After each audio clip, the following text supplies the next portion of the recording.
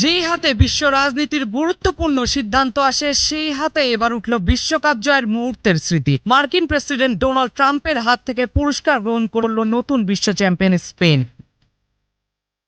New জার্সির MetLife স্টেডিয়ামে রোমাঞ্চ উত্তেজনার ইতিহাসের সাক্ষী হয়ে শেষ হলো বিশ্বকাপের মহরত। আর্জেন্টিনার স্বপ্নযাত্রা থামিয়ে ফুটবলের সবচেয়ে বড় মুকুট নিজেদের করে নিল স্পেন। ফাইনালের ম্যাচটি ভিআইপি বক্সে বসে পুরোটা উপভোগ করেছেন মার্কিন প্রেসিডেন্ট ডোনাল্ড ট্রাম্প। মাঠের লড়াই শেষে পুরস্কার বিতরণী মঞ্চে উপস্থিত হন তিনি। ফিফা সভাপতি জিয়ান্নি ইনফান্তিনোর সঙ্গে চ্যাম্পিয়ন স্পেনের হাতে তুলে দেন বিশ্বকাপ জয়ের সম্মাননা। ট্রফি হাতে উল্লাসে মেতে ওঠে স্প্যানিশ শিবির। আর সেই মুহূর্তে নতুন ইতিহাসের পাতায় নাম লেখা স্পেন। বিশ্বকাপের নতুন রাজা এখন তারাই। অন্যদিকে মেসির আর্জেন্টিনার জন্য রাতটি হয়ে থাকবে বেদনার। শেষ পর্যন্ত লড়াই করেও বিশ্বকাপ ট্রফি ধরে রাখতে পারল না আর্জেন্টাইনরা।